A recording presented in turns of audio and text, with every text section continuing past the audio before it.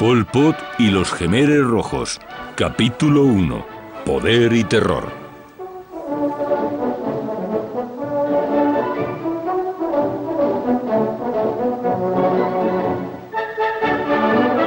A gigantic mass movement for recovery and construction is developing vigorously all over the country.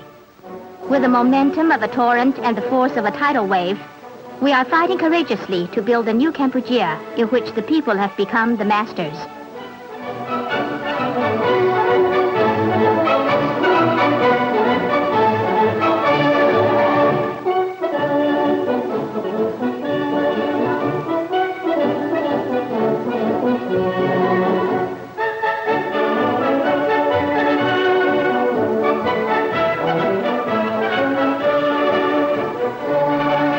En Camboya, el periodo entre 1975 y 1979 fue testigo de uno de los regímenes más sangrientos del siglo XX. Al menos 1.700.000 personas murieron a manos de los Khmeres Rojos de una población total de 7 millones. En una oficina bien provista del centro de la capital, Phnom Penh, se almacenan cientos de miles de documentos sobre los Khmeres Rojos y un equipo de jóvenes camboyanos los analizan y calculan la medida real de sus crímenes. Juk Chan, superviviente de los Khmeres Rojos y educado en Estados Unidos, es el director de este centro de investigación conocido como el Centro de Documentación Camboyano. Financiado en su mayor parte por el Congreso estadounidense, Holanda, Noruega y Australia, tiene un objetivo simple: llevar a los cabezas de los Khmeres Rojos ante la justicia. Nos duele el corazón muy adentro. Por fuera parecemos normales, como yo, que me visto bien y tengo un aspecto normal. Pero por dentro, todo está teñido por el pasado. Necesitamos un sistema legal que respete la ley. Lo que ocurrió es como cuando te duele una muela y vas a ver al dentista. El tratamiento es doloroso. Te agujerea la muela, pero después te sientes aliviado. Es lo mismo con nuestra gente. Hay una enfermedad y hay que curarla. El tratamiento será muy doloroso, así que necesitamos un tribunal. Con un tribunal que nos pueda decir por qué murieron nuestros padres y nuestros hermanos, nos sentiremos aliviados. Dejaremos de tener pesadillas. El problema se resolvería en público y en un tribunal.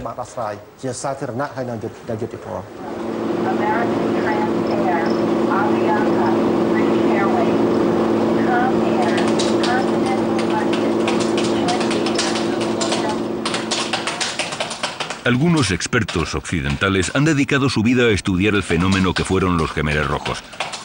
David Scheller, que vive en Washington, es uno de los mayores expertos en este campo. Su biografía de Pol Pot sigue siendo el punto de referencia de uno de los criminales más terribles de la historia. Creo que fue el príncipe Norodom Sihanouk el que acuñó la expresión Khmer Rojo por varias razones. Una de ellas fue para evitar molestar u ofender a sus amigos comunistas de China y Vietnam, y para sugerir que era un partido comunista auténtico, que lo era, que operaba bajo patronato extranjero, que así era, en vez de implicar que era un grupo autónomo de locos que se oponía a su régimen benevolente de una forma irracional. Y también le gustó la expresión porque le permitía convertir la política de Camboya en una especie de sistema tricolor, un sistema rojo, azul y blanco. Los rojos eran la izquierda, los azules los conservadores de la derecha, y el blanco estaba en medio. El Khmer neutro que arbitraba, por así decirlo, la mesa camboyana entre facciones extremistas y que era parte de su papel en la política, creo.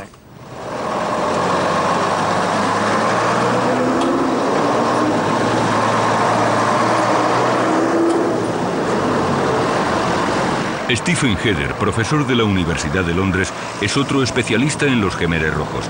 Habla camboyano con fluidez y su investigación de los archivos se considera trabajo fidedigno en ese campo. Para nosotros es difícil recordar que a finales del periodo colonial, a principios del periodo postcolonial, Camboya era una democracia prometedora en el sudeste asiático. También resulta irónico y difícil de recordar que fuera con el apoyo estadounidense, sobre todo entre 1955 y 1959, que Sihanouk acabó con la oposición. Eso incluyó a la oposición democrática, la comunista y la republicana. En 1963, todos los elementos serios de oposición que no estaban en coalición con Sihanouk habían formado una revuelta armada. 1968 fue el comienzo de la lucha armada de los Jemeres Rojos, cuando una fuerza irrisoria y mal equipada atacó la oficina de gobierno de un pueblo. On the party's decision, an armed uprising was staged on January 17, 1968, in the Northwest region. On that day, a shock force of 16 people attacked the township government at Bay Daram, Batambang, at 9 o'clock in the morning, capturing more than 10 rifles. Que el Partido Comunista Camboyano, o PCC, decidiera atacar se tomó más tarde como el nacimiento del Ejército Revolucionario.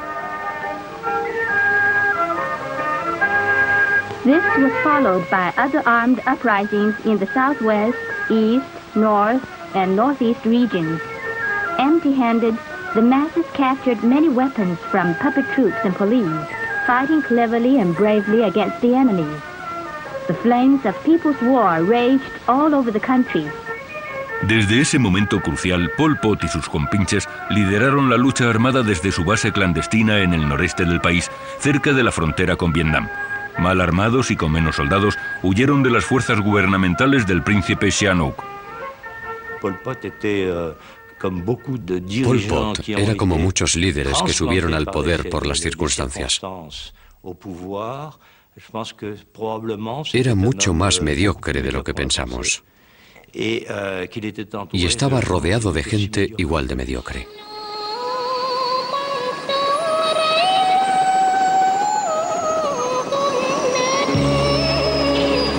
La guerra de Vietnam facilitó la revuelta de Pol Pot, sobre todo cuando se extendió a Camboya.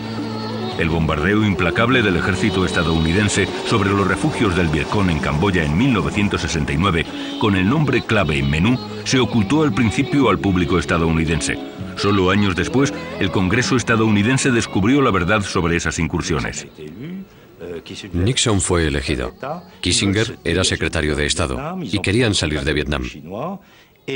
Tenían contactos con los chinos y adoptaron una política de vietnamización, reemplazando tropas estadounidenses por soldados survietnamitas. Aún así estaban convencidos, y es verdad en gran parte, de que la mayoría de las provisiones del Vietcong venían por la senda de Ho Chi Minh, por la parte camboyana.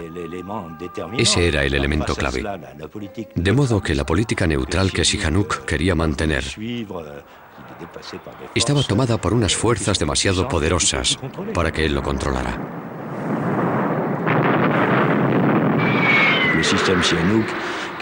El sistema de Sihanouk era muy conservador y se basaba en la cultura agrícola y la tradición camboya del rey Dios. Frente a estos hechos y las presiones de la Segunda Guerra Indochina, no tenía forma de resistirse. En cuanto a los Jemeres Rojos, en ese momento estaban en el noreste de Camboya, en territorio protegido por el Vietcong, y desempeñaron un papel menor en Camboya. El elemento clave del golpe de Estado fue la revuelta de la clase dirigente camboyana contra su príncipe. El 18 de marzo de 1970, el general Lon Nol, comandante en jefe del ejército, y el príncipe Sisowath Sirin Matak, primo del príncipe Sihanouk, lideró el golpe que expulsó al jefe de Estado. On March 18, 1970, the National Assembly and the Council of the Kingdom met and voted unanimously to withdraw their confidence in Prince Norodom Sihanouk. Ko Si-jin le informó del golpe de Estado en el coche de camino al aeropuerto cuando se iba a Beijing. Creo que pensó en suicidarse el resto del día, pero lo disimuló. Y llegó a China, donde le recibieron Zhou Enlai y su alto representante de la Oficina de Asuntos Exteriores de China, Este se apresuró a decirle a Sihanouk que no hiciera nada precipitado, que podía ser importante en la lucha por el derrocamiento, destituir a la gente que le había derrocado y que aún podía desempeñar un papel importante en la reconstrucción de Camboya.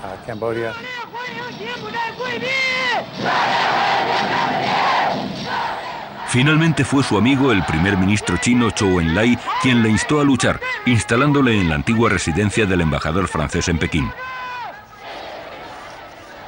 On dit que je suis prisonnier des Chinois. Ce n'est pas une si mauvaise prison. Vous la voyez, la prison, ma prison. Enfin, je suis très heureux de me trouver dans cette Chine que j'ai toujours considérée comme étant ma seconde patrie. J'ai ici un ami qui m'est très cher, le Premier ministre Zhou Enlai. Nous nous sommes connus à Bandung en 1955 et depuis lors, on a toujours été très copains. Et ici, il met à ma disposition cette grande maison et avec un personnel qui m'entoure de soins que je peux qualifier d'affectueux. C'est pourquoi le Cambodge est plein d'admiration pour la Chine. La Chine est la plus grande nation du monde et le Cambodge est un petit pays, mais nos relations sont basées sur l'égalité. El príncipe Sihanouk y Zhou Enlai discutieron la posibilidad de vengarse de los traidores de Phnom Penh.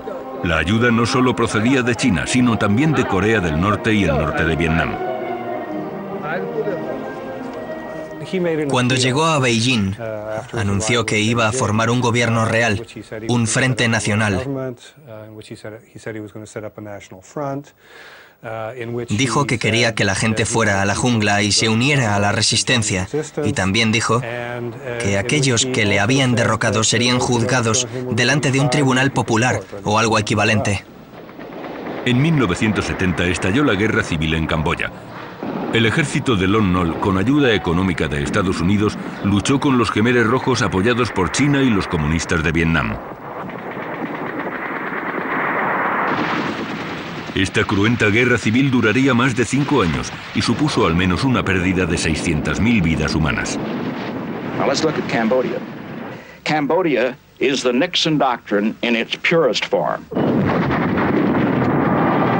Because in Cambodia what we are doing is helping the Cambodians to help themselves.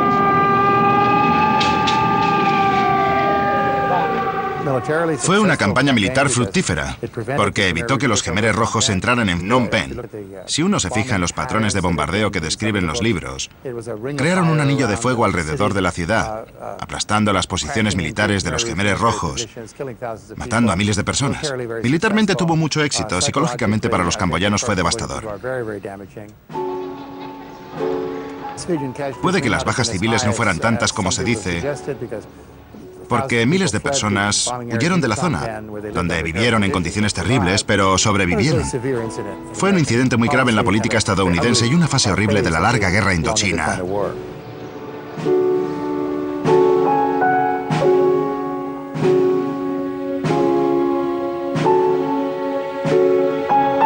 Moi, je suis très triste, très malheureux quand je pense au sort extrêmement pitoyable de mon peuple. Mais nous ne pouvons pas arrêter cette guerre parce que, pour cette simple raison que cette guerre n'est pas notre création. Elle nous est imposée par M. Nixon, par l'impérialisme américain. Nous étions indépendants. Alors il faut lutter pour retrouver tout cela, l'indépendance, la liberté, la dignité nacional. En marzo de 1973, el príncipe Sihanouk volvió a Camboya con su mujer Monique y fue de encubierto. El objetivo de esa vuelta histórica estaba claro: demostrar al mundo que existía una resistencia al régimen de Lon Nol apoyado por Estados Unidos. El mismo príncipe proporcionó los comentarios para esta cinta y el viaje tuvo sus peligros, aunque a veces parezca que actúa como un turista. Un citoyen de la ville de Stung Treng, une ville frontalière, met à ma disposition une Mercedes, sa Mercedes grise, bien camouflée par nos guerrilleros, avec des feuillages. Et me voici prenant mon premier bain à la Khmer, mon premier bain depuis 3 ans, à la cambodgienne.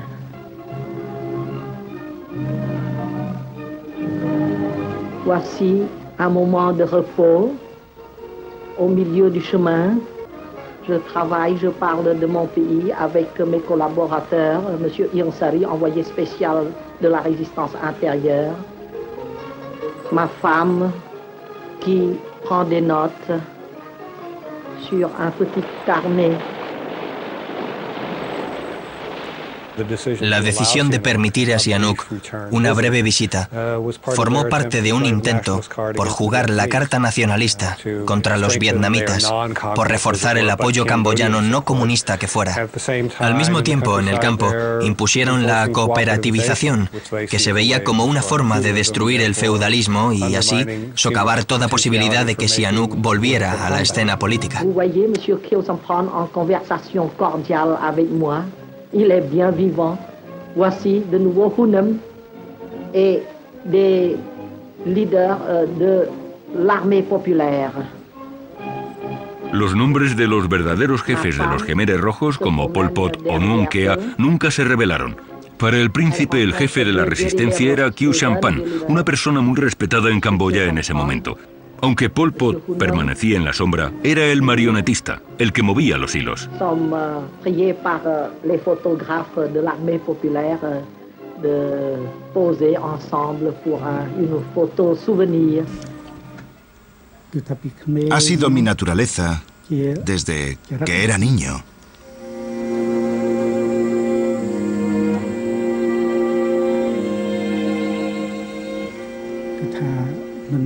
Nunca he hablado abiertamente sobre mí mismo.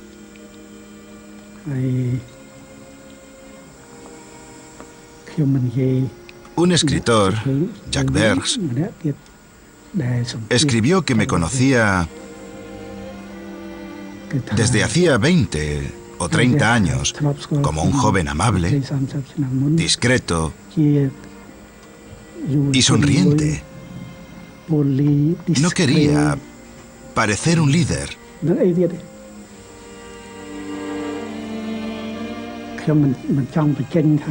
Mis amigos me preguntan por mi pasado. Primero trabajé mucho. Luego tuve la oportunidad de hacer algo importante.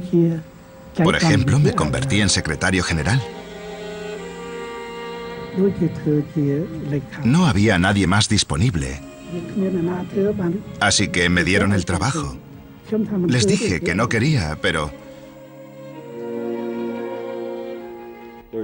No cabe duda de que los Khmeres rojos eran un ejército comunista irrelevante y pequeño en Indochina en 1970.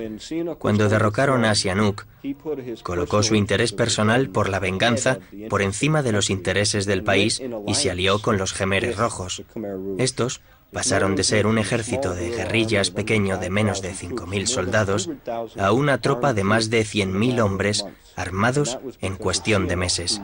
Y fue porque Sihanouk creó los Khmeres rojos, les llevó al poder y luego le comieron vivo. Eso formará parte de su legado en la historia, le guste o no.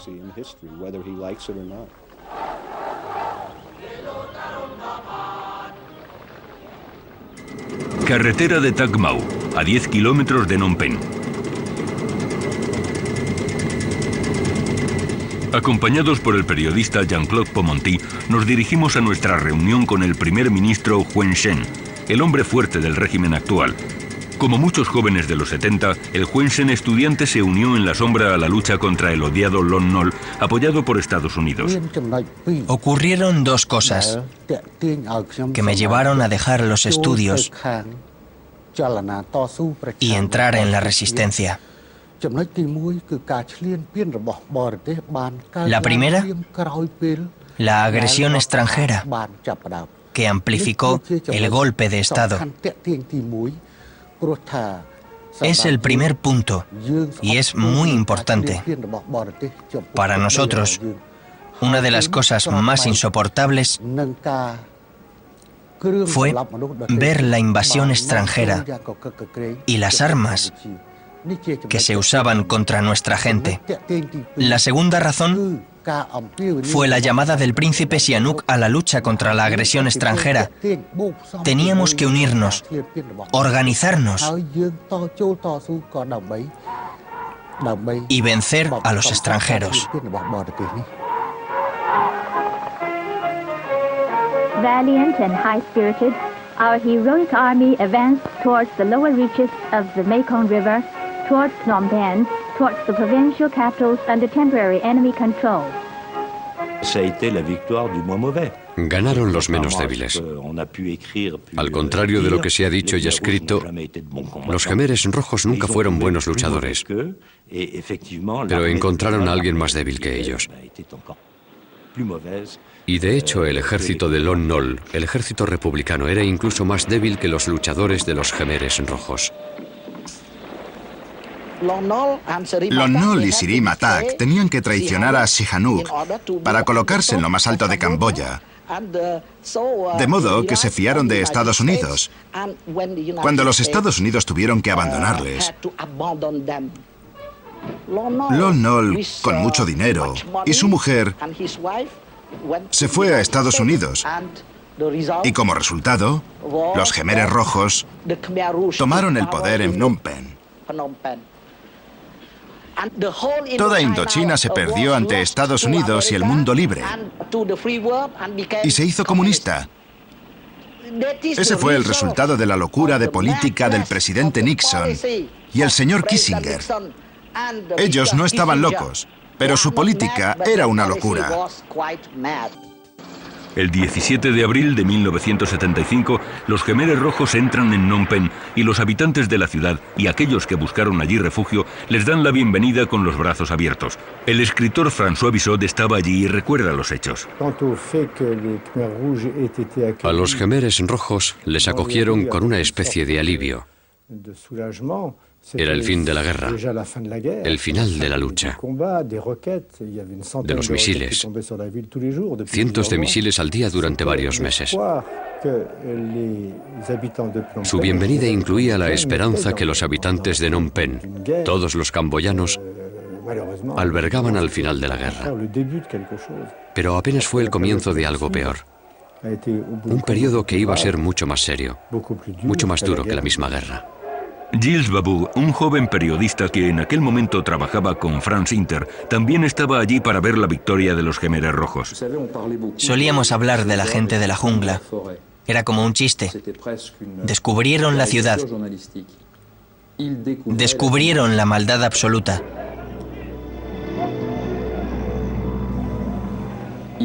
Tanto de los extranjeros como de la capital, con su corrupción y modernidad. Y esos jóvenes, quinceañeros, vestidos de negro, que iban a imponer su mandato, tenían, después de todo, una especie de inocencia que a mí me parece perturbadora. Durante unas horas se pudo pensar que las cosas saldrían bien. Pero luego difundieron el rumor de que los estadounidenses iban a bombardear la ciudad. Entonces llegó la orden de evacuación. Ese día marcó el comienzo del año cero, el nacimiento de la revolución. Se abolió el dinero, los bancos y el mercado libre. Se cerraron monasterios, escuelas y universidades. La transformación que buscaban los Khmeres rojos era total. Intentaban abolir el pasado y crear una sociedad libre de corrupción. Para los que vivían en los centros urbanos, fue el comienzo de un largo periodo de deportación, crueldad y brutalidad de una profundidad inimaginable. Vi a gente enferma, postrada en camas de hospital, a las que arrancaban los goteros. Vi a gente de Phnom Penh marchándose con una nevera o un ventilador a zonas sin electricidad. El único lugar donde los Khmeres rojos reconocían algo parecido a la inmunidad diplomática fue la embajada francesa en Phnom Penh. Cientos de extranjeros encontraron allí refugio, sobre todo los de origen francés. Pero para los camboyanos era distinto. Por ejemplo, algunos ministros del régimen de Lon Nol y el príncipe Sirik Matak entraron en la embajada, pero fueron expulsados por exigencia de los Khmeres rojos y ejecutados poco después. François Bissot, encerrado en la embajada al otro lado de la valla, no ha olvidado el ambiente que se respiraba.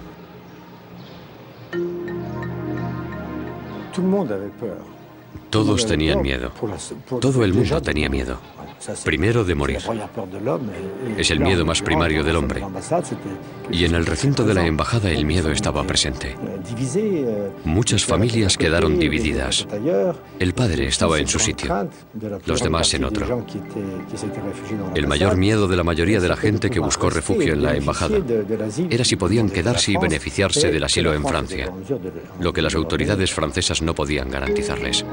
Tras una espera de 3 semanas, los nuevos líderes de Camboya ordenaron a los extranjeros abandonar la embajada francesa y dirigirse a la frontera tailandesa. Metidos en camiones viejos proporcionados por los Khmeres rojos, el viaje dejó una marca indeleble en todos ellos. Quizás sea la imagen más impresionante que he visto en mi vida.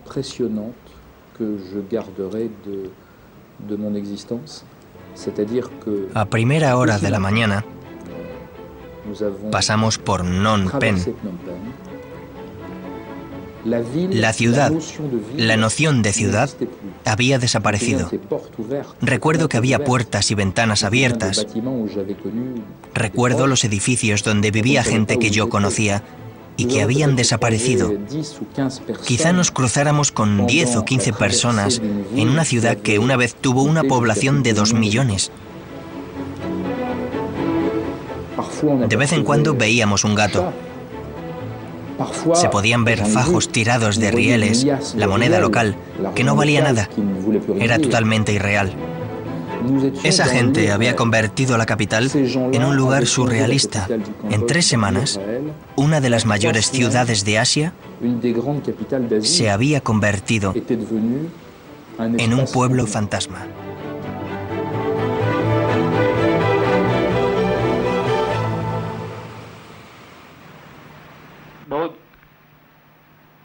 Después de la liberación total de nuestro país,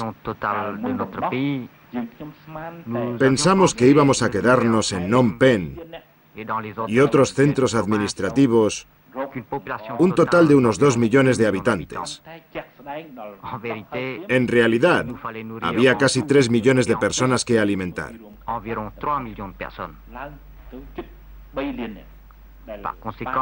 Así que informamos a los habitantes de Phnom Penh de que si querían vivir y encontrar comida, no mucha pero suficiente, tendrían que ir al campo, donde se habían levantado establecimientos. El 70% de esas personas consiguieron una alimentación mejor que antes de la liberación de la ciudad. Claro que el restante 30% perdió la riqueza y el lujo del que solía disfrutar. Bueno, entonces había una sensación general de que la forma de convertir Camboya en un país moderno y avanzado era proletarizando a la población. Y hacerlo a través de la creación de cooperativas semi-industriales de campesinos. Y así poner a toda la población urbana en una enorme situación de reeducación, en la que estarían controlados por 1, los campesinos pobres, y 2, el partido que representaba a esos campesinos pobres.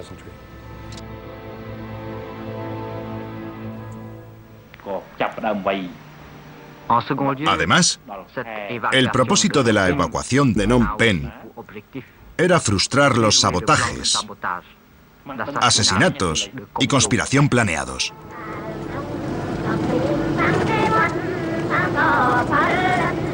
A pesar de las palabras tranquilizadoras de Ian Sari, la realidad de la vida cotidiana en el campo era totalmente diferente. Hoy en día, los equipos del Centro de Documentación siguen buscando información hasta en las aldeas más remotas. Registran y archivan las explicaciones de los supervivientes para usarlas en caso de que los Khmeres rojos sean llevados ante la ley.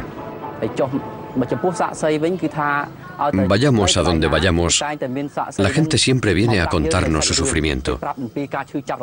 Nos cuentan sus experiencias en aquel momento.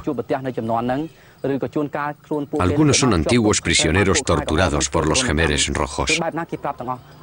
Nos lo cuentan todo y colaboran. Vienen hasta cuando están muy ocupados. A veces tienen que trabajar para ganarse la vida. Y aún así vienen a hablar con nosotros.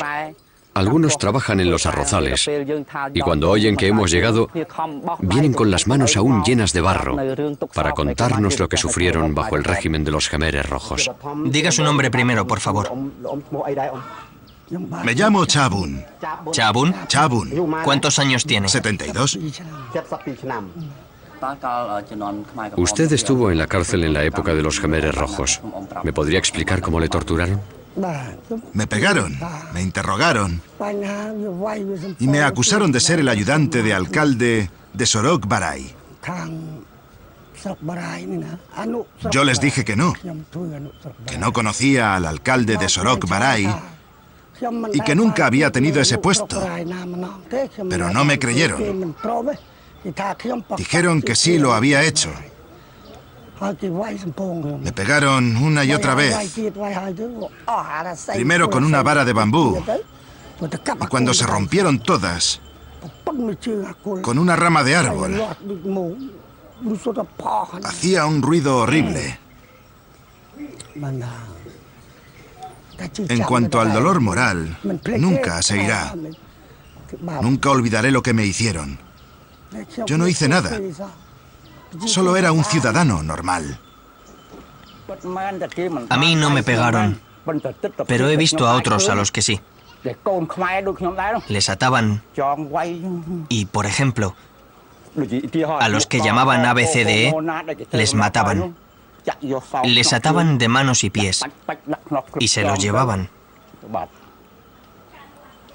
No sé a dónde, pero sé que los mataban porque las cadenas y cuerdas siempre volvían vacías. Esa gente desapareció. Y a los que tenían que morir solos, les dejaban que se murieran de hambre y sed allí mismo.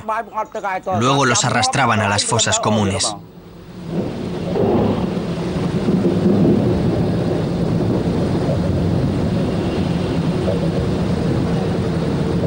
En ese momento nadie sabía lo que se escondía tras las misteriosas iniciales ANCAR, que era en realidad la estructura de poder del país. La ANCAR, u organización en español, era una cortina de humo para evitar proclamar públicamente que era el Partido Comunista el que había tomado el poder. En realidad, detrás de ANCAR se alzaba la oficina permanente del Partido Comunista Camboyano. Apenas 5 o 6 personas.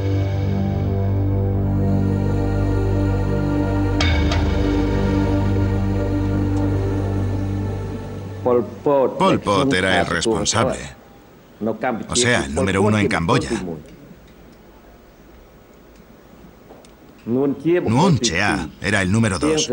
Y en Sari el número 3. So Pim el número 4. Y yo, el número 5. Nuon Chea, ayudante del secretario general del Partido Comunista Camboyano y responsable de ideología, era el más reservado y misterioso del grupo. Khieu Samphan, portavoz de Pol Pot y cara sonriente del régimen, solía hacer de representante de la Kampuchea democrática en el extranjero.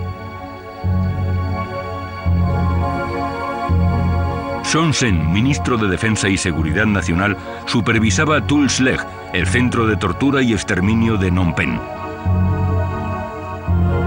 Ieng Sary, ministro de Asuntos Exteriores y cuñado de Pol Pot, ahora dice que no sabía nada de las masacres cometidas por los Jemeres Rojos.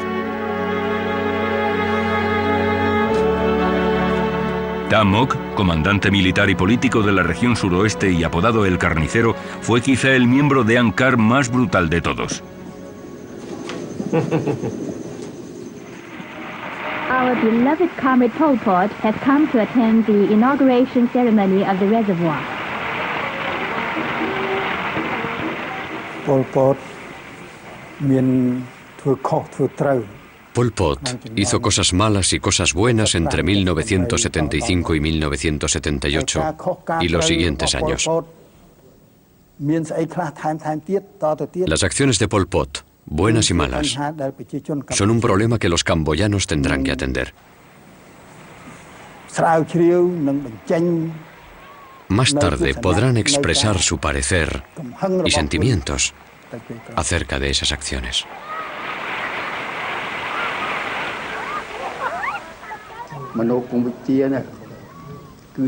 La ideología es la verdad. La verdad surge de la práctica.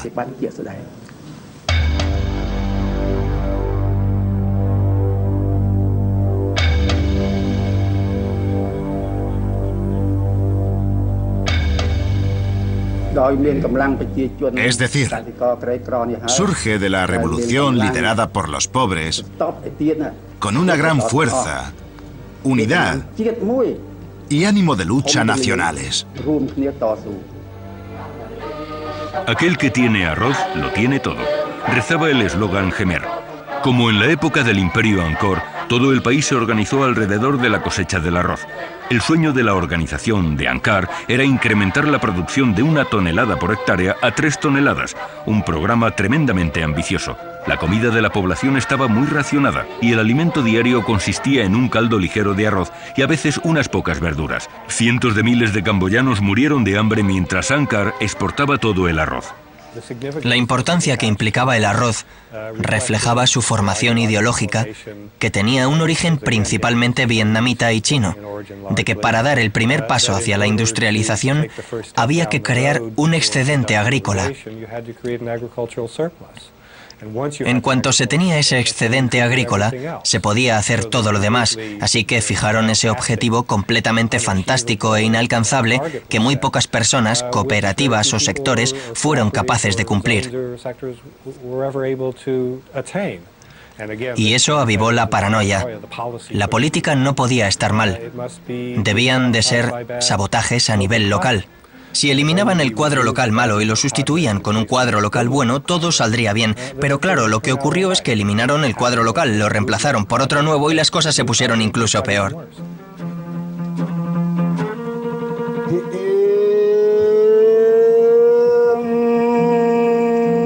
Un superviviente de las atrocidades de los Khmeres rojos fue el músico ciego Kon Nai.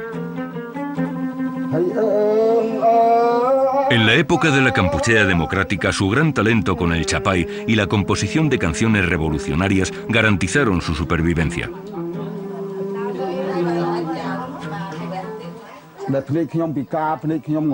¿Por qué estoy ciego? Por la varicela. Cuando me hice mayor pensé en este chapay. Podría ser mi forma de ganarme la vida, de resolver mis problemas prácticos. Sabía lo que quería. A partir de 1975 me hicieron cantar para los trabajadores jóvenes y viejos que acarreaban barro. Tenía que cantarles sobre la tierra, por ejemplo, celebrando las 3 toneladas de arroz por hectárea.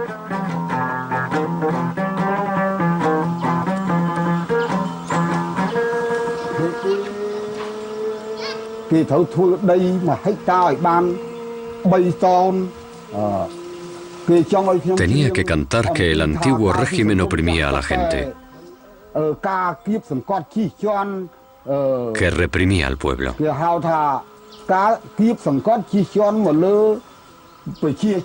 Tenías que mostrar tu apoyo al régimen de Pol Pot.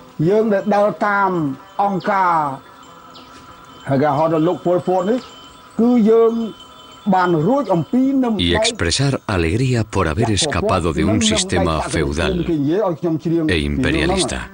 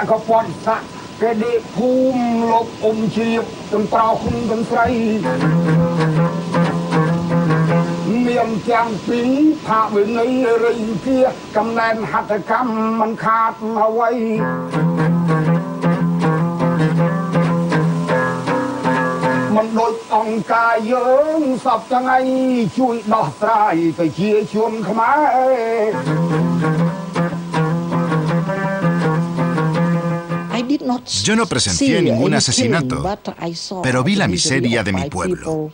No había libertad. Les forzaban a trabajar, etc.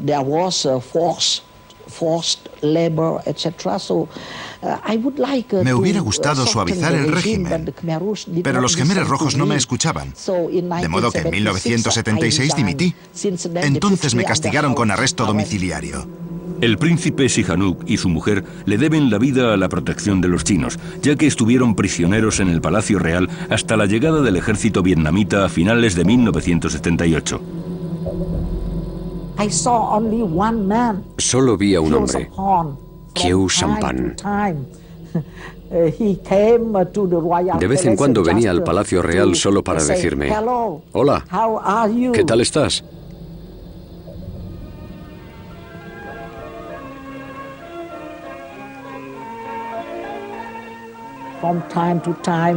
De vez en cuando Khieu Samphan me acompañaba al campo para ver cómo la gente trabajaba en algún sistema de irrigación.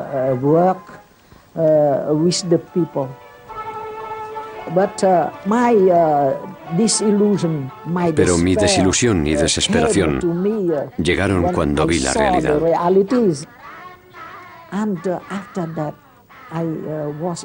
Después de eso, me informaron de que a los refugiados que habían gritado «Larga vida a Sihanouk», los mataban después de mi visita. Los Jemeres Rojos les castigaban. Había pena de muerte por estar a mi favor. No podía creer que fueran tan crueles e inhumanos.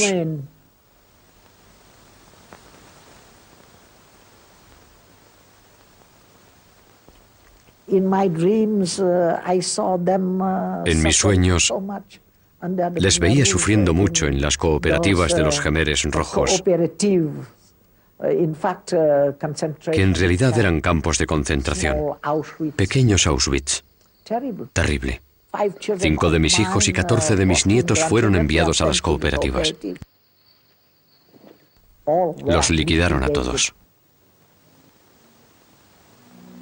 In these hard days, the leaders of the state are constantly among the people. Khieu Samphan, president of the state presidium, calls on railway workers to restore transport and communications as soon as possible.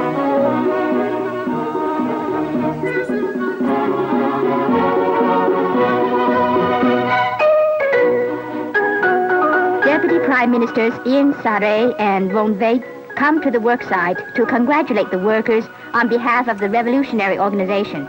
Los Jemeres Rojos ejecutaron a gente con conocimientos, intelectuales, funcionarios, profesores. Los conductores de tren son solo un ejemplo de todos los que fueron elegidos para pagar el precio más alto, la muerte. En el antiguo régimen, nada era bueno. Mataban gente. Y todos los que trabajaban como perros, que se dejaban la piel, pero cuyas máquinas se estropeaban, se los llevaban y los mataban. Nada de ese régimen era positivo. Fue un genocidio.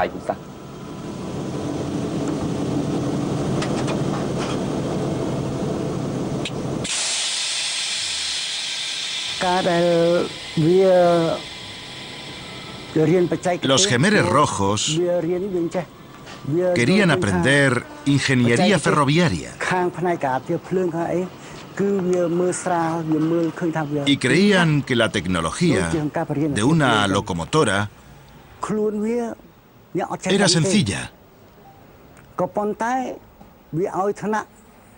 pero no sabían nada de locomotoras.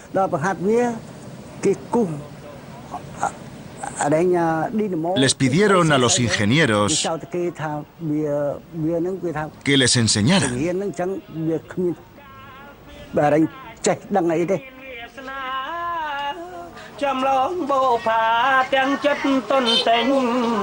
Si un ingeniero dibujaba una dinamo o algo así, le acusaban de no querer enseñarles nada. Decían que lo hacía a propósito, que no quería enseñarles, así que se lo llevaban y le mataban.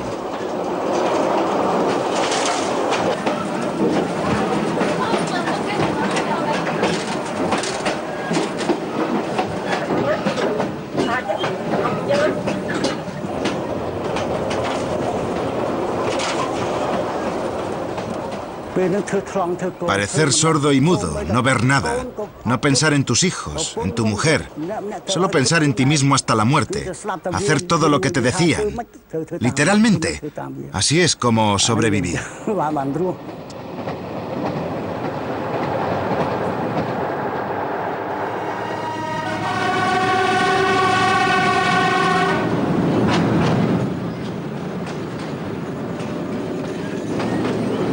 La ANCAR organizó purgas y la limpieza se intensificó cuando el régimen se encontró cerca de la derrota. Muchos miembros veteranos de los Jemeres Rojos vieron cómo les acusaban de ser contrarrevolucionarios, traidores o agentes extranjeros.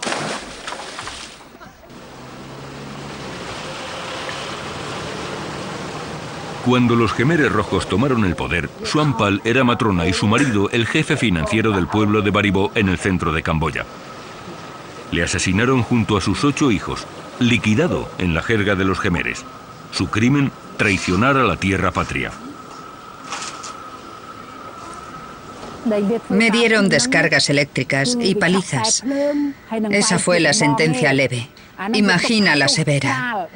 Solían meterte la cabeza en agua, ya fuera sucia o limpia, con los pies atados. Te cubrían la cabeza con una bolsa de plástico y te pegaban. Sangrabas por la nariz y la boca. Yo no, esas torturas eran para los hombres. A mi marido lo mataron un año antes. A mis hijos no los mataron delante de mí, excepto a los 2 que encarcelaron conmigo. Les hicieron inhalar agua hasta que les salió sangre por los ojos, la nariz y las partes sexuales. Mis otros 6 hijos, no sé dónde los mataron.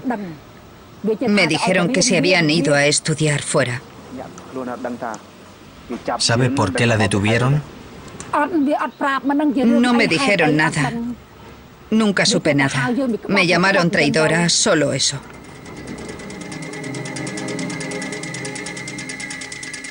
Los cuerpos de toda su familia están enterrados en la fosa común del templo del pueblo.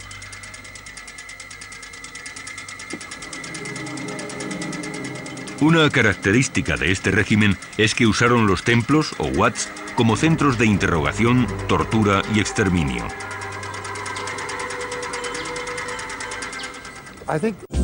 Creo que la razón por la que purgaron a la gente fue la misma que tuvieron en Rusia en los años 30.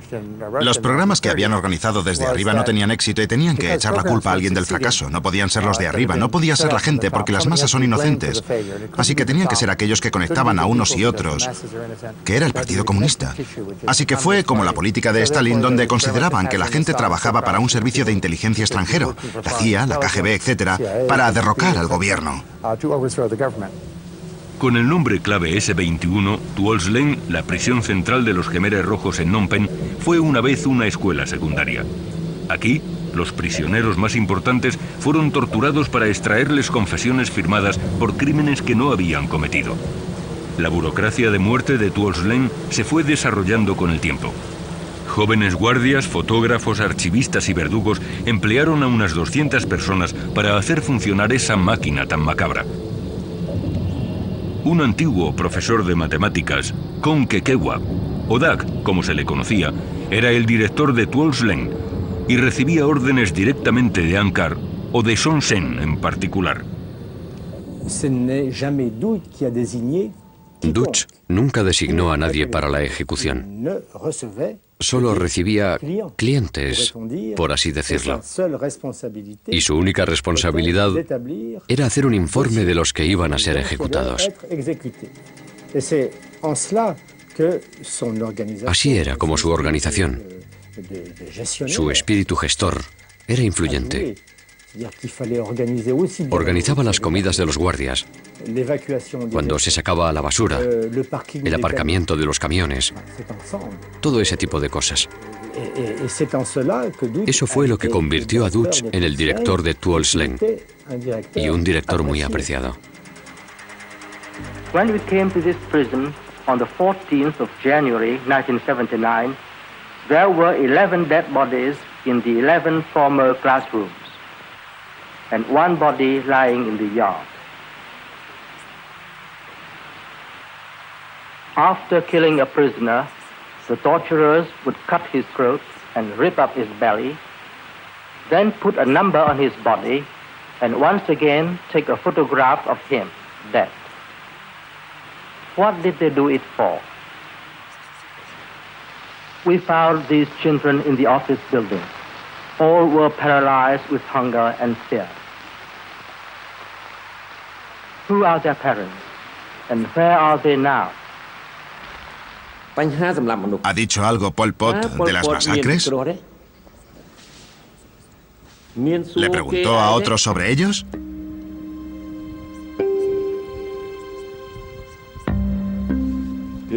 No, eso quedó entre Pol Pot y el director. Entre ellos dos. El director interrogó al prisionero y Pol Pot tomó la decisión. Nosotros, los del comité, no sabíamos nada. El comité no intervenía en esos temas. ¿Fue usted responsable de Tuol Sleng y de verdad cree que esos 16.000, incluyendo mujeres y niños, eran agentes dobles? Le diré una cosa. Yo trabajaba en lo más alto. Solo tomaba decisiones concernientes a gente importante.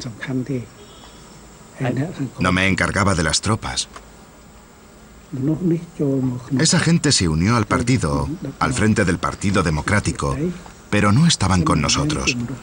En 1976-77 promovieron una conspiración para derrocarme.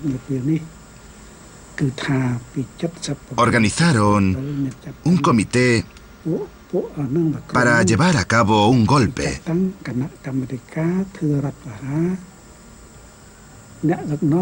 Los que querían matarme eran los jefes. Eran yuan, vietnamitas.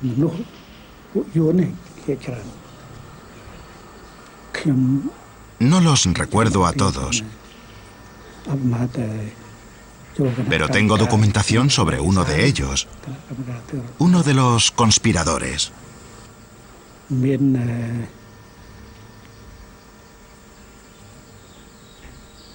Uno de ellos era Ya,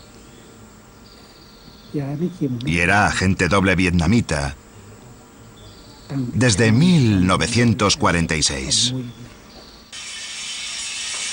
Este Ya que menciona Pol Pot era el nombre en clave de Nep Saran, amigo desde los años 60. Tras 10 días en Tuol Sleng, Nep Saran escribió que fue torturado y obligado a confesar crímenes imaginarios. En una de las páginas de su confesión, Dak tachó una frase y escribió en el margen con tinta roja: "No deberías escribir estas cosas. No tienes derecho a quejarte del Angkar".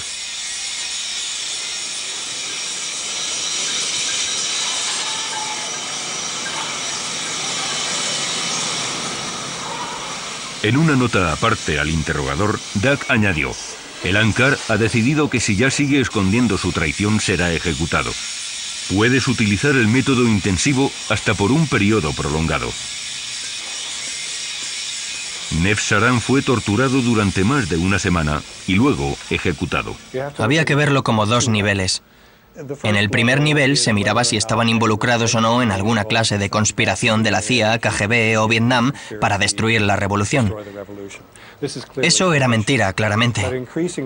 Pero a medida que salieron a la luz más informes internos, creo que muchos de ellos, aunque no estaban involucrados en la conspiración, se preguntaron qué pasaba y llegaron a la conclusión de que la política económica era contraproducente y hacía que la gente muriera de hambre y que las matanzas a gran escala estaban equivocadas. Extractos del manual de interrogatorios de Tuol Sleng. No torturar a un prisionero por diversión. El objetivo de la tortura es solo obtener respuestas lo más rápido posible. Golpea al prisionero para infligirle miedo, no para matarlo. No le debilites hasta el punto de que ya no sea posible seguir interrogándole. Hasta el momento de la muerte del prisionero, los secretos de la CIA siempre permanecen en su corazón, sin importar lo que hagas.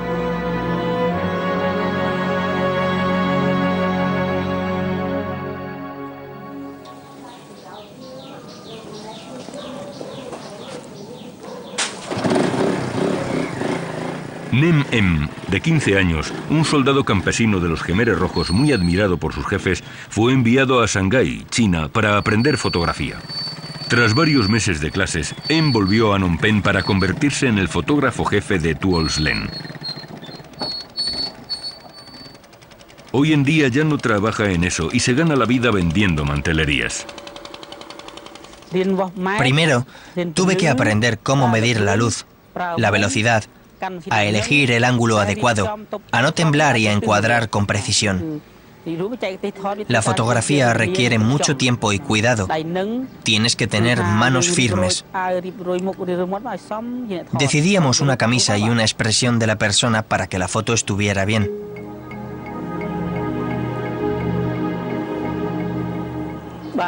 Teníamos sentimientos, pero aunque queríamos ayudar a los prisioneros, no podíamos. En esa sociedad nadie podía ayudar. No era como ahora. Si ayudabas a alguien, morías. No había libertad como ahora. Hoy podemos ayudarnos unos a otros. Si intentabas ayudar entonces, estabas muerto.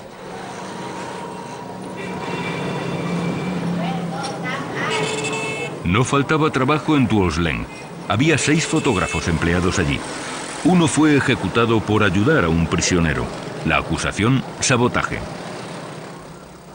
La mayoría de los prisioneros no llegaban en mal estado. En cuanto les detenían, les fotografiábamos antes de que les pegaran. Solo les torturaban después de la foto. También les hacíamos fotos después de que les mataran. Después de que les torturaran y mataran, les hacíamos fotos. Solo hacíamos esas fotos para enseñárselas a los otros. Tuve que hacerles fotos después de que les pegaran, de que les mataran. Les hacíamos fotos y poníamos su nombre en una lista. Hoy en día, este centro de tortura es un museo que documenta el genocidio de los Jemeres Rojos. Las paredes muestran las fotos de los entre 15 y 20.000 desaparecidos, hombres, mujeres y niños.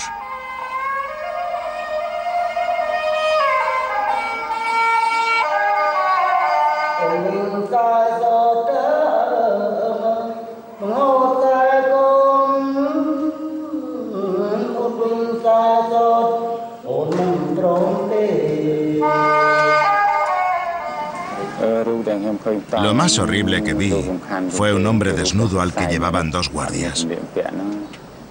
Le sacaron del edificio y le metieron en un camión. Lo vi con mis propios ojos. Al principio pensaba que estaba muerto, pero no podía andar, y le habían atado los pies y las manos para llevarle como un animal.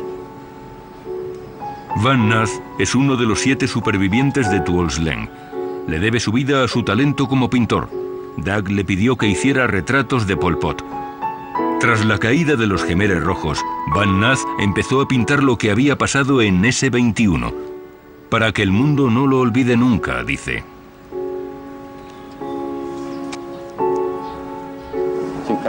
Algunos no pudieron aguantar la tortura y las palizas. Les electrocutaban y se desmayaban. Les obligaban a beber salsa de pescado, agua de los váteres, orina. Luego se derrumbaban y lo contaban todo. Decían 4 o 5 nombres de sus vecinos. Esas 4 o 5 personas eran detenidas, sin saber por qué tampoco. Y empezaba otra vez. Ahora, Van Nath y su familia tienen un restaurante en la capital. Perseguido por sus recuerdos 25 años después, aún no entiende por qué le detuvieron y metieron en Tuol Sleng.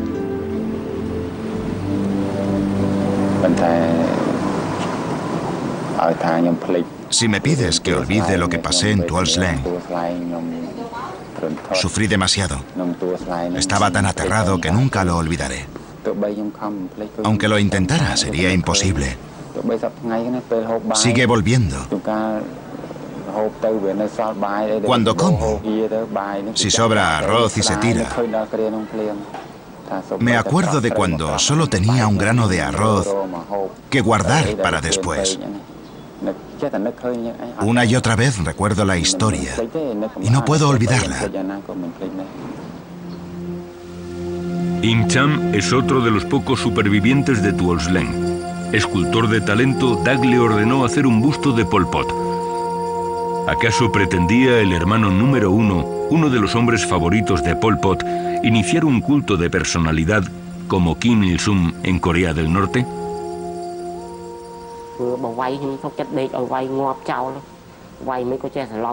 Me dieron palizas hasta que me desmayé. Pero lo peor era la bolsa de plástico. Y luego estaba la tortura del agua. Te ataban a una cama, abrían el grifo por encima de la nariz y te hacían inhalar agua hasta que te desmayabas. Luego te pisoteaban para hacer que te saliera el agua por la boca. Te desmayabas 2 o 3 veces al día. Luego te ponían al sol para que te secaras hasta que volvías en ti. Y empezaban desde el principio.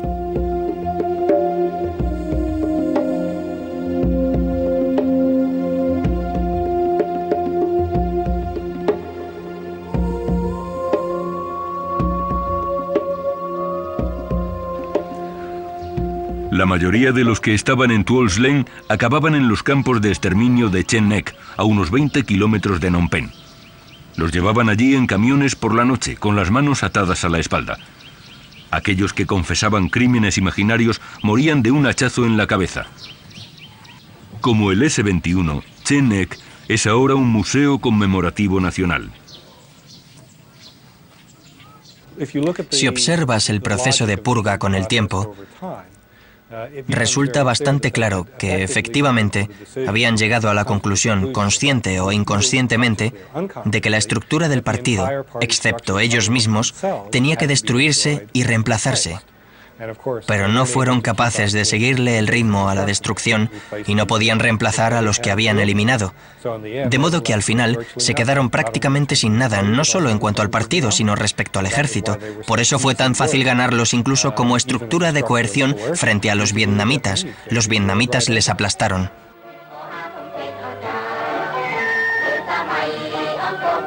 Al contrario de lo que se muestra en esta cinta de propaganda producida por los chinos, el ejército revolucionario de los Khmeres Rojos fue prácticamente aniquilado a finales de 1978.